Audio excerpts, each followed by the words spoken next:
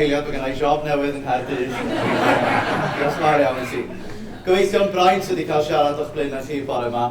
Braint oherwydd y nod ni, anhunig nod ni, ydy ffurfio Llywodraeth i Gymru a Llywodraeth i bob rhan o Gymru. Oherwydd ar hyn o bryd, mae yna rhyw ymdeimlad, yn enwedig yn y gogledd, nad ydy'r cynulliad yn berthnasol iddyn nhw. Ac wrth gwrs, nid bai cynulliad ydy hynny, ond bai y Llywodraeth dyn ni wedi gael ys 17 o blynyddoedd. Wyddwch chi mae'n hen dacteg gan Lafur. Meddyliwch chi nôl i 1979. Rhain o'ch chi, o'n i rhyw flwydd oed y bryd hynny, rhain o'ch chi chydig hyn ac yn gweithio ac yn ymladd bryd hynny ar gyfer y cwestiwn o ddatganoli.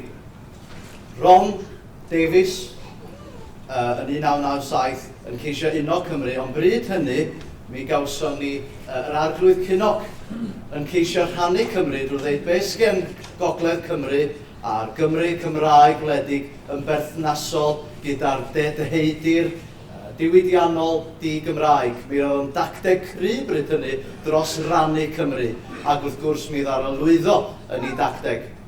Ac am flynyddoedd mawr, mi roedden ni fel plaid yn ofalus rhag beirniadu y Llywodraeth yn y 90au oherwydd bod y cynulliad ifanc y 90au ac yn y 2000 llwyddiant. Mi roedd y cynulliad wedyn o dan y lach gan bobl oedd yn feirniadol.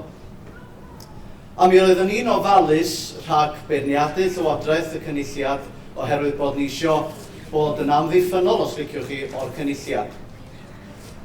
Ond o ganlyniad i hynny, dyn ni wedi gweld bod yr cynulliad wedi ymballau raddau helaeth i nifer o rannau o'r gogledd. Y dacteg yma, sef bod Llafur yn edrych ar ôl i rhannau cryfan, edrych ar ôl i phleidleiswyr gan anwybyddu ardaloedd eraill. Pan o'n i'n Aberystwyth, ond e 2 ddynes yn byw yn dirhannu tŷ ers y 20au. Un yn ysgrifennydd personol i'r llyfgellydd, di gweld 4 llyfgellydd cenedlaethol. Ac oedd y ddwy'n siarad Saesneg efo'i gilydd, a fi'n gofyn iddyn nhw pam oedd nhw'n siarad Saesneg. A un yn dweud wrth y llall, wel, ti'n gweld mae un o'r gogledd, a dwi'n meddwl beth mae'n dweud. A dyna di'r broblem dyn ni wedi cael ar hyd y blynyddoedd, sef yr haniad yma. Mae'r un haniad yn digwydd wrth gwrs yn Lloegr, ond mae o yn fwy amlwg gyda ni yng Nghymru.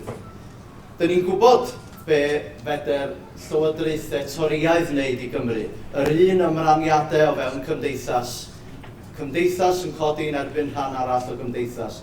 A dyn ni'n gweld tactegau gwaith na hynny gyda'r UKIP erbyn hyn.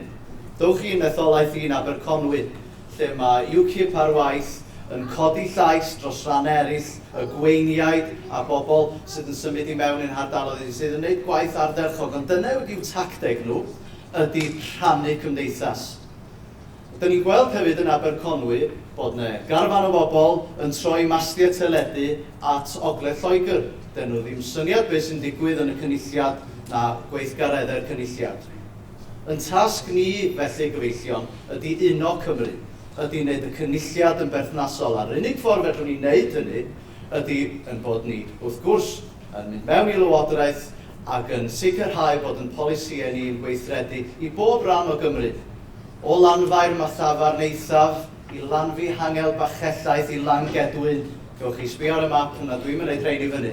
Ond dyn ni eisiau sicrhau bod bob un o'n polisiau ni yn gweithredu drwy Gymru gyfan. Achos mae Cymru yn wynebu heriau, yn wynebu sialensau. A dyn ni'n gwybod hyn yn y gogledd. A beth sydd yn wych o beth fori ydy bod ni'n lansio manifesto ar gyfer y gogledd yn unig. Mae'n amser i ni gyfeillion uno Cymru. Oherwydd mae Llafur, mae UKIP a'r toried wedi defnyddio'r dacteg ar hyd yr amser, ar hyd y blynyddoedd dros rannu Cymru. Mae'n amser i ni greu unoliaeth o fewn Cymru ac unoliaeth o fewn cymdeithas o bod yn gynhwysol o fewn cymdeithas. A Plaid Cymru ydy'r unig blaid gyfeillion sydd yn gwneud hynny.